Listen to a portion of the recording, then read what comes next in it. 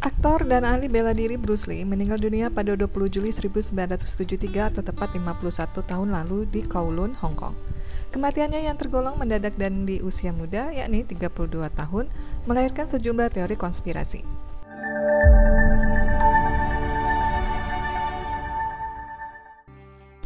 Dari beberapa sumber, dokter mengungkapkan bahwa Lee mengalami edema atau penumpukan cairan di bagian otak. Kendati demikian, mereka tidak memberikan penjelasan lebih lanjut mengapa cairan berlebihan tersebut dapat terjadi. Edema adalah penumpukan cairan dalam jaringan tubuh. Edema paling sering terjadi di kaki atau lengan. Namun, kondisi ini juga dapat terjadi di bagian tubuh lainnya seperti perut dan wajah. Edema pada kasus ringan sering terjadi dan biasanya tidak berbahaya.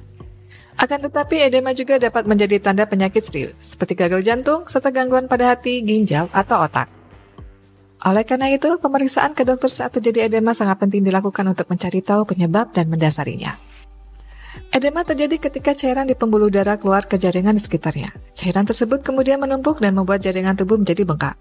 Edema pada kasus yang ringan dapat terjadi akibat berdiri atau duduk yang terlalu lama, konsumsi makanan dengan kadar garam tinggi secara berlebihan, perubahan hormon pada masa pramenstruasi, dan kehamilan karena tubuh lebih banyak menahan garam dan air dari biasanya. Selain akibat kondisi-kondisi tersebut, edema juga dapat terjadi karena kondisi yang serius. 1. Kekurangan protein albumin. Protein termasuk albumin berperan menjaga cairan tetap berada dalam pembuluh darah. Kekurangan protein dalam darah dapat menyebabkan cairan di dalam pembuluh darah keluar dan menumpuk sehingga menyebabkan edema. Kondisi yang dapat menyebabkan kekurangan albumin antara lain malnutrisi dan sirosis. 2. Reaksi alergi.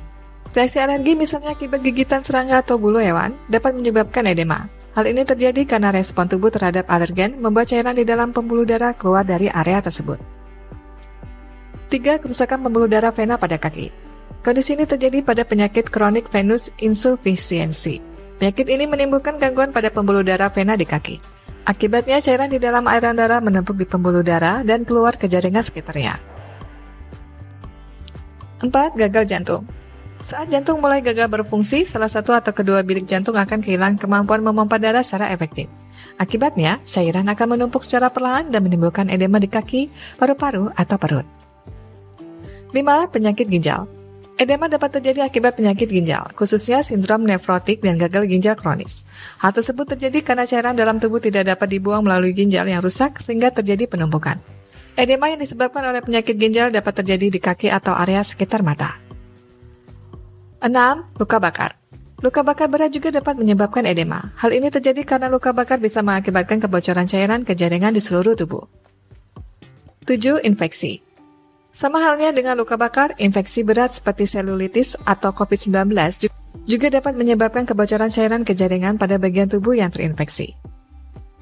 8. Gangguan sistem aliran getah bening. Sistem aliran getah bening berfungsi untuk membersihkan cairan berlebih dari jaringan. Kerusakan pada sistem ini dapat menyebabkan kelenjar getah bening di suatu area tubuh tidak berfungsi dengan baik sehingga terjadi penumpukan cairan. 9. Efek samping obat. Beberapa jenis obat dapat menimbulkan efek samping berupa edema. Contohnya adalah obat antihipertensi, kortikosteroid, obat antiinflamasi non-steroid, hormon estrogen, dan obat diabetes. Selain penyebab yang telah dijelaskan tersebut, edema juga dapat terjadi akibat gangguan pada otak, seperti cedera kepala, tumor otak, infeksi otak, dan penyumbatan cairan di otak. Edema yang disebabkan oleh gangguan pada otak hanya menimbulkan edema di bagian otak saja. Ada sejumlah faktor yang dapat meningkatkan resiko terjadinya edema, yaitu berjenis kelamin wanita, berusia lanjut atau lansia, memiliki berat badan berlebih, mengkonsumsi obat-obatan tertentu seperti obat antihipertensi, obat antiinflamasi, non-steroid, atau obat diabetes, menderita penyakit kronis seperti gagal jantung dan penyakit ginjal, dan baru menjalani operasi. Gejala yang dapat timbul akibat edema tergantung dari kondisi dan lokasi jaringan yang bengkak. Keluhan yang muncul dan dapat dirasakan oleh penderitanya berupa pembengkakan pada anggota tubuh yang terkena seperti lengan atau kaki, kulit pada area yang terkena edema menjadi kencang dan mengkilap, timbul lubang seperti lesung pipit selama beberapa detik jika kulit pada area edema ditekan, ukuran perut membesar, sesak napas dan batuk bila terjadi edema di paru-paru. Sulit berjalan karena kaki terasa lebih berat akibat pembengkakan. Selain keluhan di atas, gejala lain juga dapat muncul akibat edema yang disebabkan oleh peradangan. Beberapa gejalanya adalah demam serta kulit kemerahan, nyeri, atau keterbatasan gerak pada bagian yang mengalami edema.